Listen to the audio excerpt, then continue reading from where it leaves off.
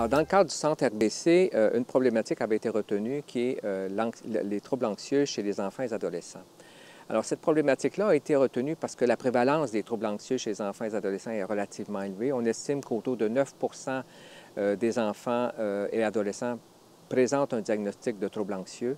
Et si on ajoutait à ce 9 %-là les enfants qui présentent certains symptômes de troubles anxieux, on arriverait à un nombre relativement élevé d'enfants qui sont anxieux ou qui vivent cette difficulté-là dans leur vie quotidienne. Et on a noté aussi, lorsqu'on a fait l'analyse de besoins, qu'il y avait quand même une couverture relativement limitée de ces différents besoins-là pour les enfants. Alors, ce qu'on a fait, c'est qu'on a développé un programme de prévention universelle qui est implanté dans différentes écoles de la région de Sherbrooke.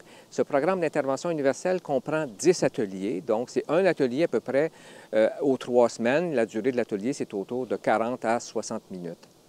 Qu'est-ce qu'on fait dans ces ateliers-là? Donc, il y a 2 grands objectifs qui sont visés dans le cadre de ce projet d'intervention ou de prévention universelle. Premier objectif, soutenir les enfants dans leur transition au secondaire, donc les soutenir dans l'adaptation dans une nouvelle réalité scolaire, dans leur adaptation dans l'établissement de nouvelles relations avec des amis, des nouveaux copains à l'école.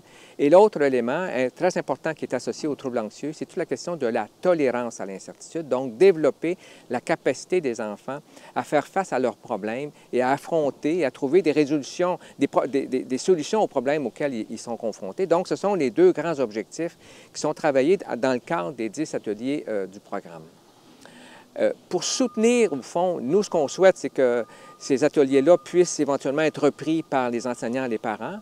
Alors, pour soutenir le travail des enseignants et des parents auprès des enfants, on est en train de mettre sur pied un site web dans lequel il y aura des capsules qui vont s'adresser aux enseignants, qui vont s'adresser aux parents, et éventuellement, ceux-ci pourront consulter ces capsules-là pour un peu apprendre le contenu des ateliers qui ont été proposés aux enfants pendant la semaine. Et dans le cadre de ces capsules-là, on va donner certaines suggestions aux parents, aux enseignants sur la manière d'aider le jeune dans le contexte scolaire, dans le contexte familial, pour le soutenir dans son développement et éventuellement l'aider à passer au travers de cette transition-là, qui est la transition au secondaire.